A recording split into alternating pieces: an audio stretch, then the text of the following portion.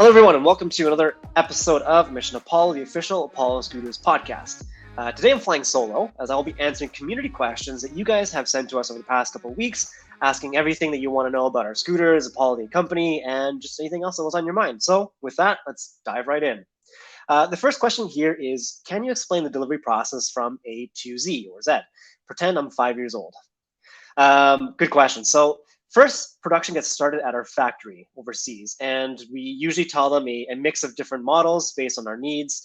And this usually takes about 40 days or so to produce everything. And then from there, gets loaded onto a container where it's transported to the ship docks and loaded onto a boat.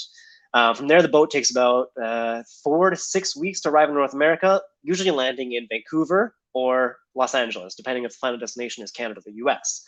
After that, the container gets unloaded and brought to our distribution facilities by truck, where each scooter is then marked and prepared for shipping to our customers. And it's at this point where you will usually receive a tracking number. And once it's actually picked up by the courier, we're aiming for a 2 to 4 day delivery time. Now, this is a very quick summary and explanation of how it works on the timeline. This is very idealistic. Of course, along the way, there's customs checks. We have to wait our turn for the container to be unloaded onto the boat and offloaded onto the trucks, and then brought to the distribution center. There's a lot of potential delays that happen along the way. So with the actual timeline, we then expect, add on a couple extra weeks, give or take or so, depending on, how backed up things are. And as we all know, the current supply chain issues right now are very slow and very long, but we're doing our best. So we do try and be very conservative with when we expect the scooters to be ready and able to ship. Again, this is also why it's so hard to predict sometimes. Is the Apollo Phantom V3 going to have the same paint and design with the orange logo as the Apollo City 2022? Short answer here is no. It will be the same color and same logo and everything, same color, same finish as the current V2. When will you start selling replacement 52-volt batteries for the Apollo Phantom V2? We do actually already sell these, and with the adapter to fit the V3. So if anyone out there needs a new battery for their Phantom, please reach out to our support team via our website. Would the Apollo Pro have a display version as opposed to just the app via a mobile phone? No, not likely. So we understand the phone is not everyone's first choice as a display, and some of you may prefer to have a built-in display, but for this scooter, we truly believe it is the most optimal and the best choice as a display for the scooter. Now, again, we don't build every scooter to fit everyone. We try and build scooters to fit a different need or niche in the market, and that's why we have a variety of different options in our lineup. So we do also have plenty of other scooters that have the built-in display, the Phantom, Ghost, Explorer, City, et cetera, et cetera. We will continue to build scooters with built-in displays, but for the Pro, we want to try and do something different and push the boundaries. And so because it is such a luxury scooter and we have added on so many other features, we thought the best way to have a display that fits the scooter is to use the one that you already have and carry around with you in your pocket. Again, just to be clear, the Pro can still be used without the phone as a display, but it will restrict, you won't have as much access to all the different settings and capabilities of the scooter. Great question. Do you see the Explorer remaining in the lineup? It seems like the City Pro has somewhat overlapped with the Explorer, or where the Explorer used to sit in the lineup in terms of specs above the old City. Does the Explorer name have a future? Maybe as a more rugged, off-road focused option that sits below the Ghost, but some of the ID of the new models. So we do really like the name Explorer, and it has been one of our best-selling scooters. We would like to keep the name in our lineup, but in what capacity, we're not entirely sure yet. So this may be one of those scooters that ends up getting a rehaul by us, or we may just continue selling the model as is for now, as we're already working on a lot of different options, but nothing is set in stone just yet. Can you give us any more insight into the possible entry-level budget scooter that you teased a few weeks ago? I think at this point it's a couple months ago now, maybe. Would love to have an option for something even lighter and more affordable than the Air 2022 for my wife to ride along with me. So you're likely referring to the Apollo Mini, which our CTO Elwa posted about on our Facebook community group. For now, the project is on pause as we want to focus on the other scooters in our lineup, and we also don't want to release something just for the sake of releasing it. Like as I said before, we want to build a scooter that meets and fits a need or a niche in the market. And right now we want to try and iron out the kinks and wrinkles in some of our other scooters in our lineup. And every scooter needs to go through a bunch of rigorous testing before it can even be released. So this is kind of on the back burner for now, but it may be something that we follow up with in the near future. Could you please make tutorial videos on YouTube, if you haven't done so already, to show us how to fix every part of each Apollo scooter model? For example, one video might be titled, "Does the stem not feel right when riding? Here's what you need to check." Or another could be, "Front and rear tires feel unbalanced during ride. My main concern about owning my very first scooter is that I wouldn't know how to fix it once an issue comes up." This is a very valid and understandable concern, and something that we have already tried to do. So if you check out our YouTube page, Apollo Scooters, you will see a very full content library with basically as many common and asked for repairs, how-tos, maintenance videos as we can think of. Now, sometimes it is kind of hard to predict what everyone may want or need. So if there is enough request and enough need for one, for a specific kind of video or tutorial, we will go out and make that for you. So if you guys do want to see something, please be sure to let us know on Facebook, emails, YouTube comments, etc. We will see your comments and we will notice a trend and make those videos. But the other thing too is sometimes there is a variety of different issues or different causes for a symptom. So the other side of this is that we can't always make a video for every single thing, and sometimes it depends on the context, depends on your specific scooter and what is happening. So for those kinds of issues, it is always best to contact our support team, where they will check with our technicians. Will you create a highly customizable Apollo? Example, let's say Apollo base. The base can have many basic features, but allows anyone to change parts of it like suspension or motor controller, etc., etc. That is a great idea, and something that we have kind of been trending towards with the Apollo Phantom, as most of the electrical components are plug and play. But when it comes to building a highly customizable scooter, including like the physical parts and components, that creates extra complexity and other potential points of failure. So in order for that to be possible, every single part has to be tested and built in such a way that it will easily join and not have any risk of failure or any coming apart. The more components you add, the higher potential rate of failure. So before we get to that point, there's a lot more testing, a lot more R&D that needs to be done first, and we want to prioritize safety. So that is something we would like to work towards, but I don't know if that's going to be something that we're offering just yet. When will we get to see your factory that you own in China via YouTube? I really want to see how the scooters are built. You guys must be in our heads already or predicting the future, because that should be coming soon.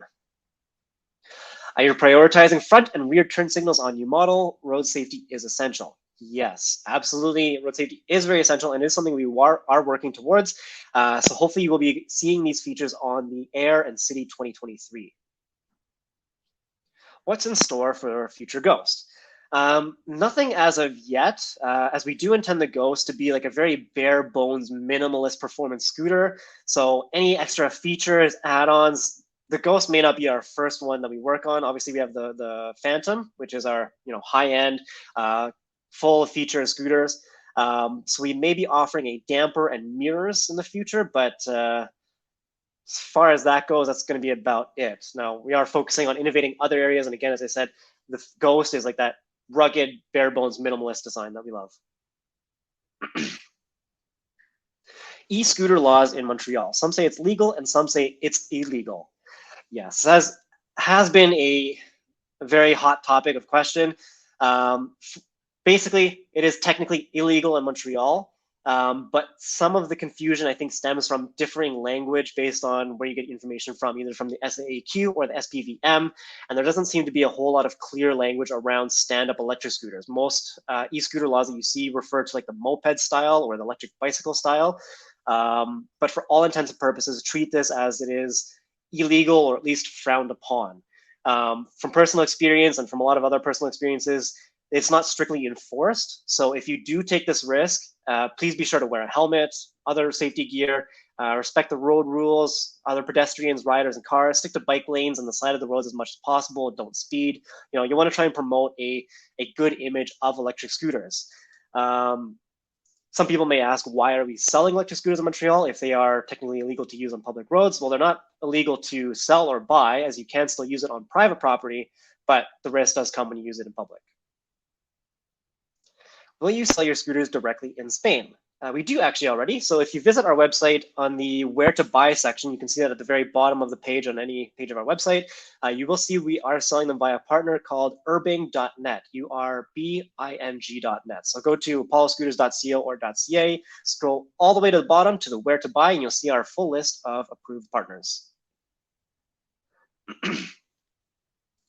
Will the Phantom V3 have self-healing tires?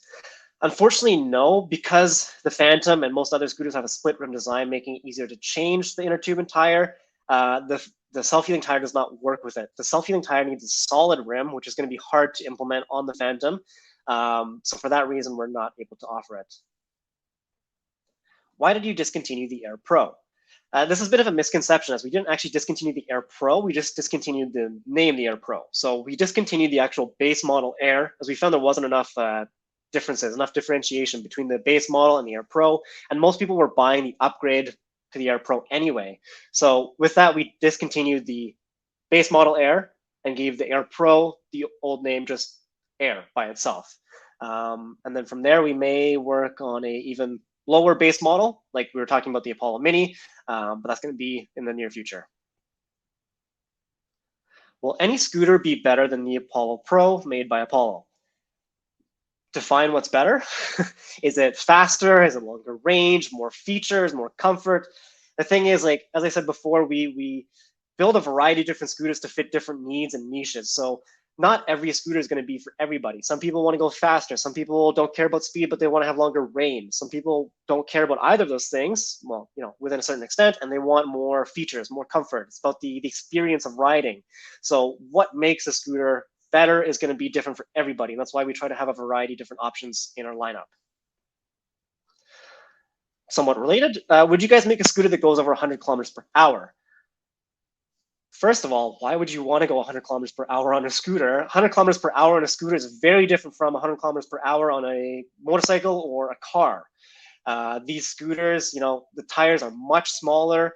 The potential for, you know, crashing, falling off, injuring yourself is much higher than a motorcycle.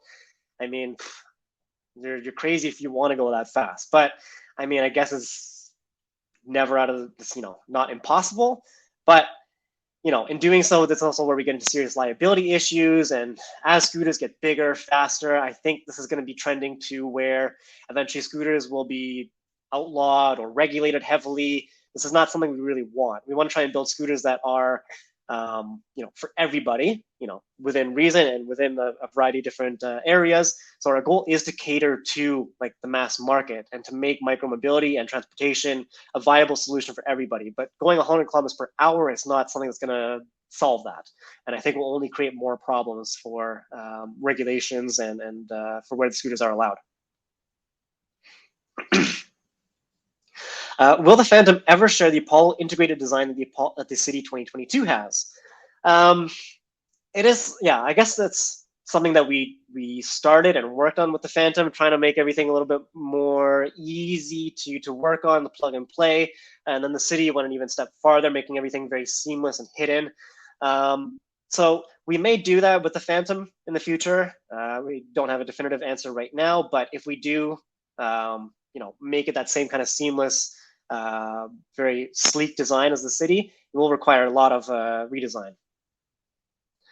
Will the Apollo City ever have upgrades available like the Phantom? Quick answer here is no. So Phantom City, very different. The City is intended as a commuter. It's a power commuter. It's supposed to be ready to go out of the box, you know, whereas the Phantom, it's like for those gearheads. It's for the scooter enthusiasts and aficionados who like to work on the scooter a little bit. And it's supposed to be the top of the line, but customizable. So these are built with two very different clientele, two different very communities, I guess. You know, each need is different. So for the City, no. Maybe we'll offer a commuter scooter that's customizable, but stay tuned. Would you be able to make a steering damper for the Phantom as extra accessories? I mean, ideally, we would like to make scooters that don't need steering dampers. That's the first goal here. I think as I said before, we're gonna make one for the Ghost. It likely won't be compatible with the Phantom, but we'll see. But I mean, if enough people want it and enough people feel the need for a damper on their Phantom, please let us know, and it could be something that we offer in the future. And I think that was all that I had for questions. Awesome. Well, hopefully we got to everyone's questions. Hopefully you guys got your answer. If there was something that we missed, something that you guys want to know more about, feel free to let us know in the comments of this video or join our Facebook community group. We love hearing everyone's feedback. We love hearing everyone's support, and just the support of the community is so great. So thanks again for watching, guys. And if you guys have any other suggestions or content ideas, something you want to see from us, please let us know. And we'll see you next time. Ride safe.